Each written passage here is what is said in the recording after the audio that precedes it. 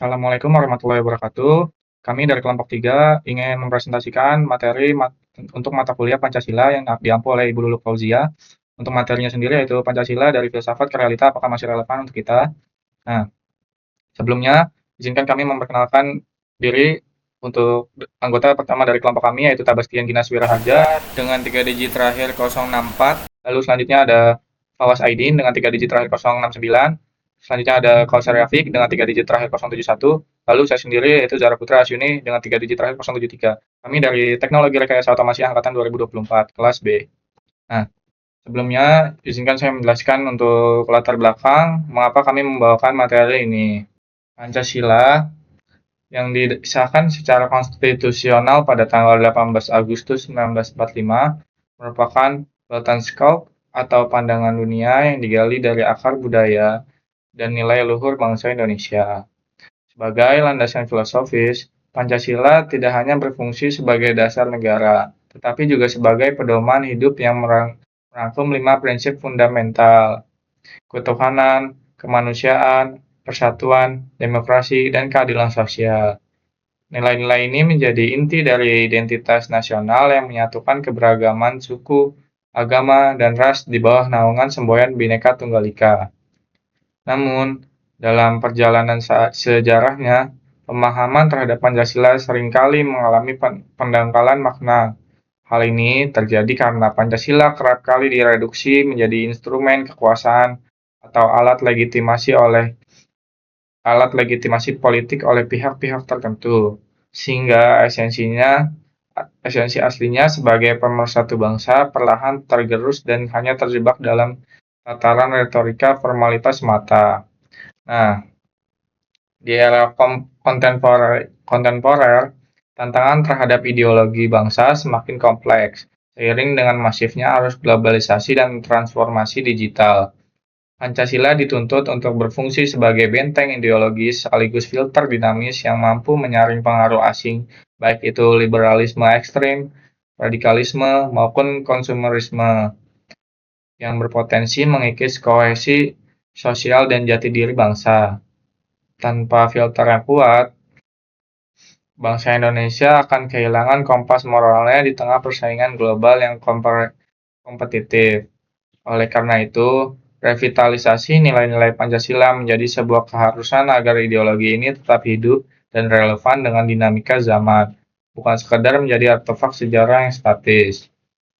Dalam konteks inilah, kami mahasiswa sebagai representasi generasi muda memiliki peran yang sangat krusial sebagai agent of change sekaligus iron stock bagi masa depan negara. Mahasiswa memiliki tanggung jawab intelektual untuk menjaga, menerapkan, dan mengembangkan nilai-nilai Pancasila di lingkungan kampus maupun masyarakat luas. Dengan mengintegrasi nilai-nilai tersebut ke dalam pola pikir dan tindakan nyata, mahasiswa dapat memastikan bahwa keadilan sosial dan semangat gotong royong tetap menjadi landasan utama dalam kehidupan bernegara. Upaya kolektif ini penting untuk memastikan bahwa Pancasila tidak kehilangan relevansinya dan tetap menjadi jiwa yang menggerakkan kemajuan bangsa Indonesia di masa depan.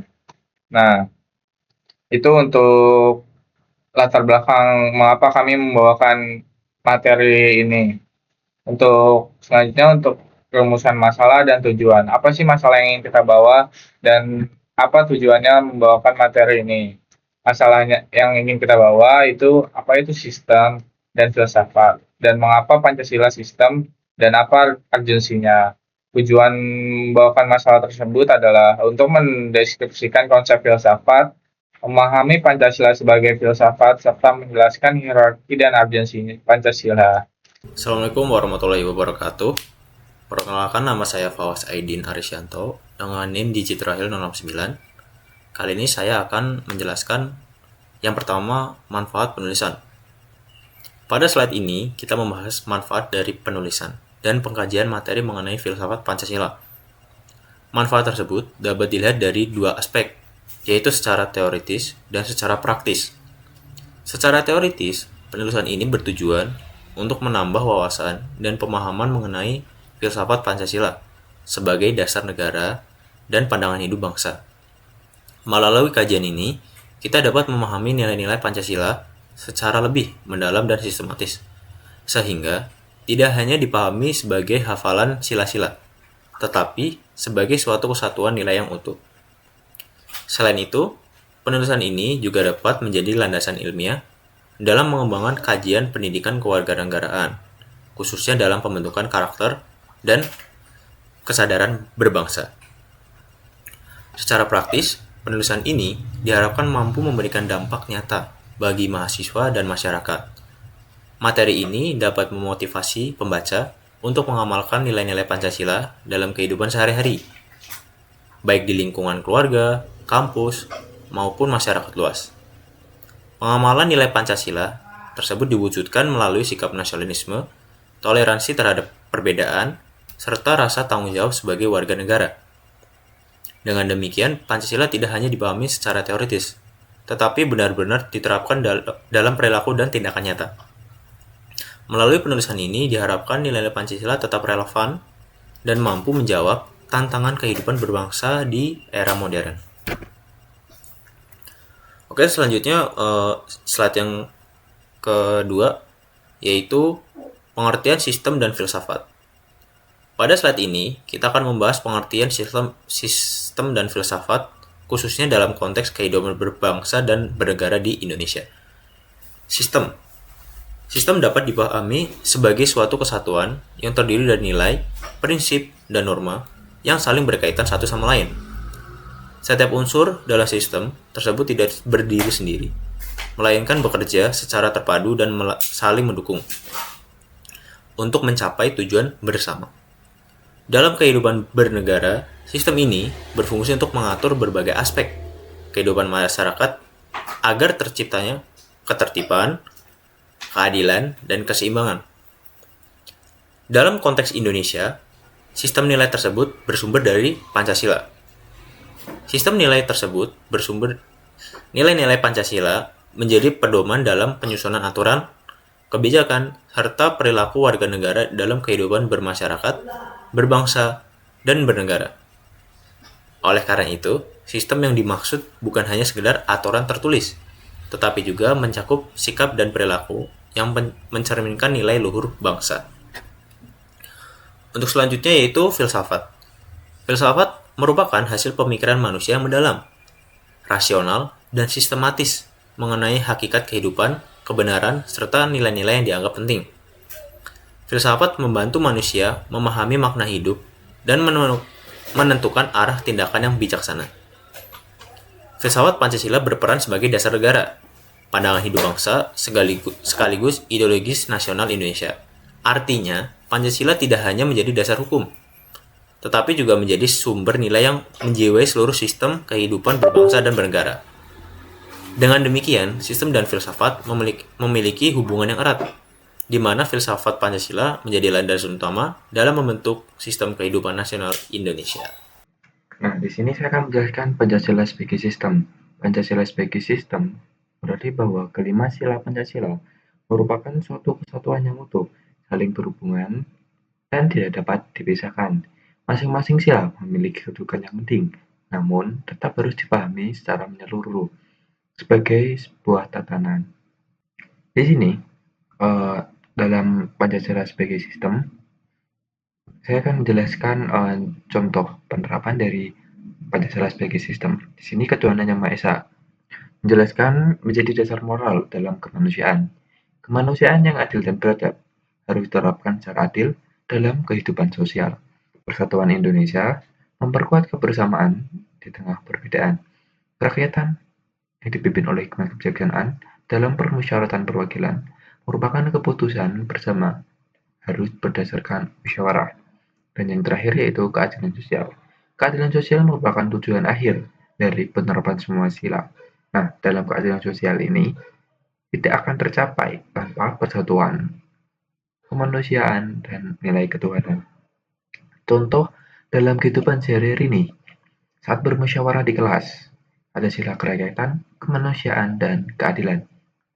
Selanjutnya, toleransi antar umat beragama, di mana ada ketuhanan dan persatuan. Gotong royong, persatuan, dan keadilan. Nah, Pancasila harus dipahami dan diamalkan secara utuh, bukan terpisah-pisah. Itulah mengapa Pancasila disebut sebagai sebuah sistem. Selanjutnya, di sini ada animasi puzzle atau gambar puzzle yang menggambarkan keterikatan tadi yang tidak dapat terpisah-pisahkan. Jika terpisahkan satu, maka sila yang lainnya tidak akan membentuk bentuk yang sempurna.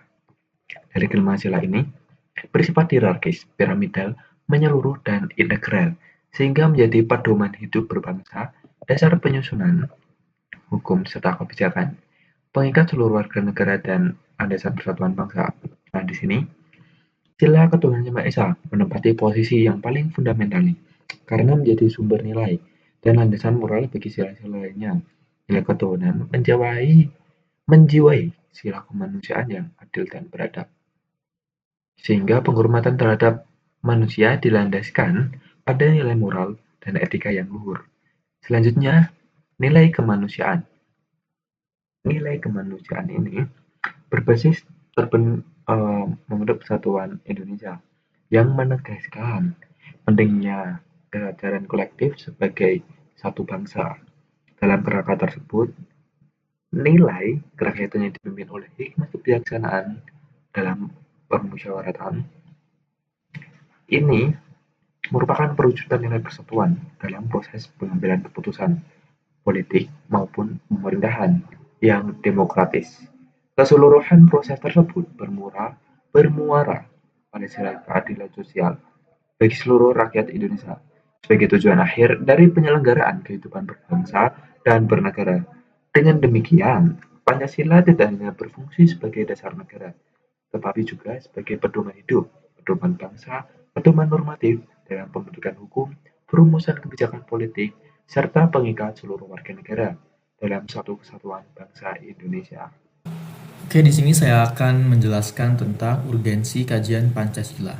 Yang dimana urgensi kajian Pancasila ini memiliki 5 poin, yaitu identitas nasional, landasan pembangunan, pedoman tujuan, standar norma dan moral, serta sumber semangat dan kekuatan, yang dimana dari kelima urgensi ini memiliki maksud masing-masing. Yang pertama itu ada identitas nasional, itu merupakan jati diri bangsa Indonesia yang membedakannya dari bangsa lain dan mempersatukan keanekaragaman. Yang kedua itu ada landasan pembangunan, yaitu yang menjadi dasar filosofis dan kerangka acuan bagi semua perencanaan dan pelaksanaan pembangunan nasional baik fisik maupun non-fisik. Yang ketiga ada pedoman tujuan, itu memberikan arah tujuan akhir berbangsa dan bernegara, yang dimana memiliki tujuan yaitu terwujudnya masyarakat yang adil dan makmur sesuai sila-silanya.